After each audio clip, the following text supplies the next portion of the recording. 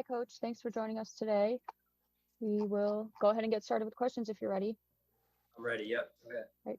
Great. First question will be from Adam. Hi, Sean. I was just gonna. We saw the update on Dane. Sounds like more good news on him that he's out of the hospital. I was wondering if you could add anything to that and maybe just run down what you know about some of the other injuries last night. Jordan, Matt Milano, obviously. Yeah, I would say, Adam, that I'll try and hit them all probably so we get them out of the way now. The guys that missed last night, Gabe, Ed, Tim, I think that was it, right? They're all getting better. Dane, very fortunate that he's in good spirits today, and we'll just continue to take that day by day. And I would say the guys also that went down in addition to Gabe last night, Jordan had a hamstring, and Matt had a little stinger there, and Mitch with the elbow. I think we'll just continue to take those day by day and see where they go here. Any indication, positive or negative, or not something you want to get into as for on a short week status for Sunday yet? Then.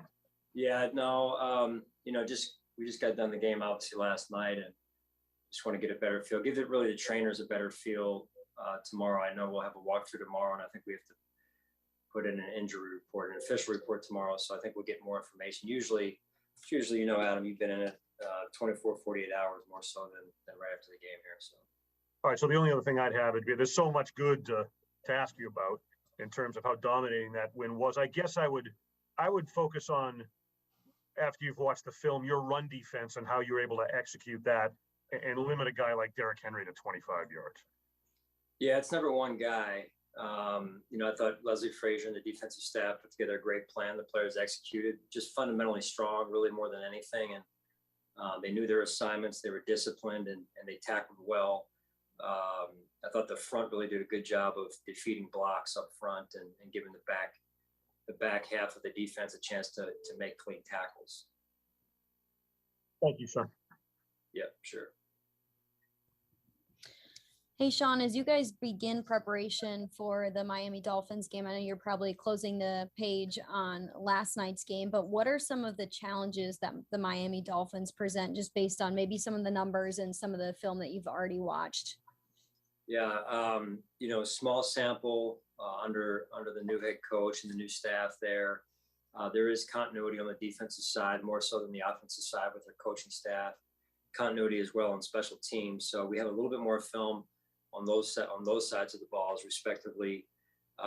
Offense is a little bit less. So they look like they're playing at a very high level, and they're 2-0 against two really, really good football teams.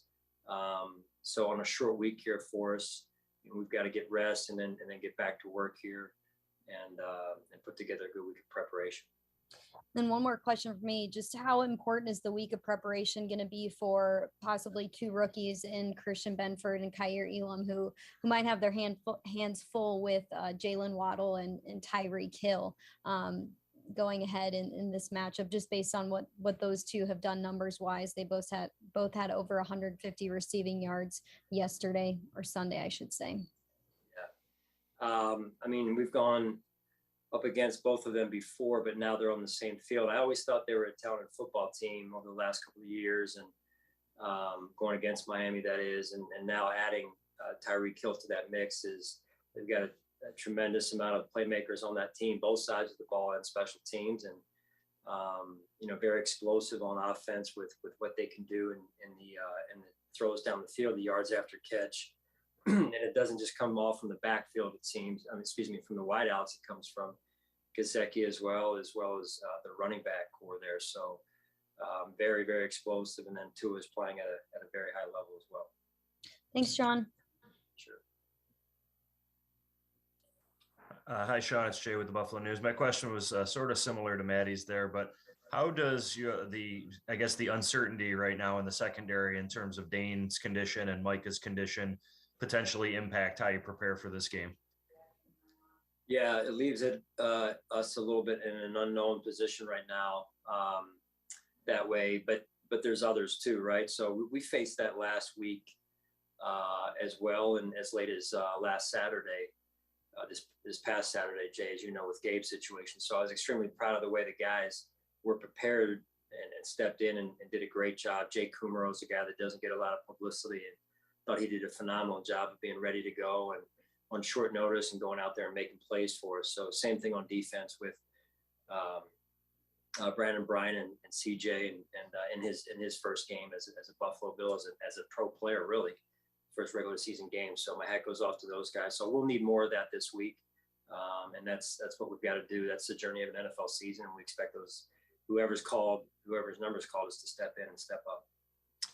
In regards to Micah, he has kind of shown up on some injury reports here and there in training camp with a neck injury. Do you know whether what happened yesterday is potentially related, or is it something separate, or is that maybe too soon to know? Yeah, you said it, Jay. Too soon to know.